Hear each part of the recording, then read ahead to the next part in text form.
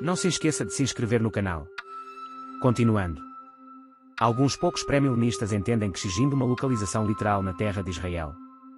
Outros, por sua vez, defendem exatamente o contrário, isto é, o cenário será Israel, embora a proporção da batalha seja mundial.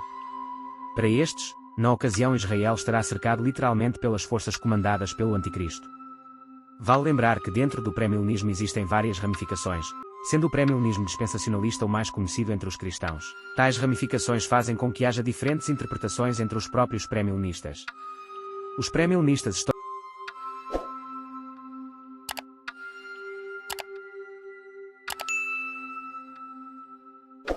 defendem que esse aparecimento de Cristo na Batalha do Armagedon será a sua segunda vinda, ou seja, o momento em que Jesus buscará a sua igreja. Os pré-milenistas históricos defendem uma visão pós-tribulacionista, ou seja, defendem que a igreja passará pela grande tribulação. Já os pré-milenistas dispensacionalistas defendem a visão pré-tribulacionista, isto é, entendem que a segunda vinda de Cristo será dividida em duas etapas. A primeira será para arrebatar secretamente a igreja, e a segunda etapa ocorrerá no final de um período de 7 anos literais de grande tribulação para livrar o povo de Israel e os crentes que serão convertidos durante esse período. Se a primeira etapa da volta de Cristo será secreta, a segunda etapa será completamente visível. Então, nessa segunda etapa é que ocorrerá a Batalha do Armagedon. Nesse caso, tal batalha será um confronto literal do exército reunido pelo Anticristo contra o próprio Cristo. Já os amilenistas e pós-milenistas, apesar de possuírem muitas diferenças, em geral concordam que o Armagedon é uma referência simbólica aos momentos que culminam na segunda vinda de Cristo para buscar sua igreja, destruir os agentes de Satanás, julgar todas as pessoas e dar início ao estado eterno, com novos céus e nova terra. Para saber mais sobre esse assunto, indicamos a leitura dos seguintes textos. Diferenças entre amilenismo, pré-milenismo, pós-milenismo e dispensacionalismo. Pré-tribulacionismo, pós-tribulacionismo e mesotribulacionismo. Receber estudos da Bíblia. Como interpretar corretamente a Batalha do Armagedon?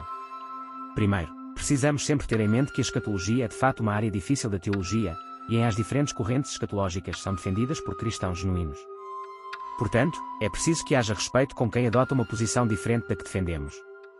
A maneira mais coerente de se interpretar o livro do Apocalipse é perceber que ele está organizado em 7 sessões paralelas e progressivas, ou seja, a mesma história contada repetidas vezes, porém por ângulos diferentes.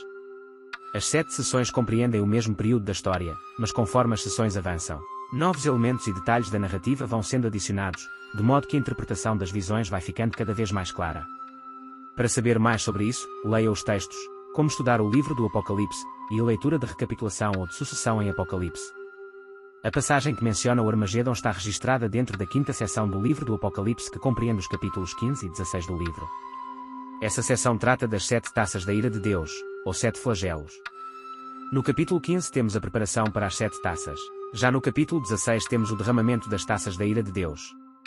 É nesse contexto que o Armagedon é citado no 6º flagelo, ou 6ª taça. As taças representam o cálice da ira de Deus que vai sendo esvaziado sobre o mundo incrédulo, resultando nas últimas pragas que levam à segunda vinda de Cristo. Diferente das trombetas que possuem o objetivo de advertir os homens, as taças consumam a cólera de Deus, AP 15h01.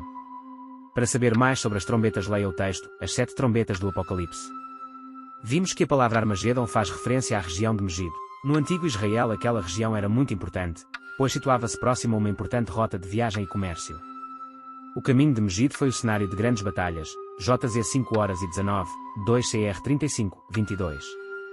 Dando principal importância à referência do livro de Juízes, caps 4 e 5, foi na região de Megido que ocorreu aquela famosa batalha com a participação de Débora, onde o povo de Deus era muito frágil perante o exército inimigo.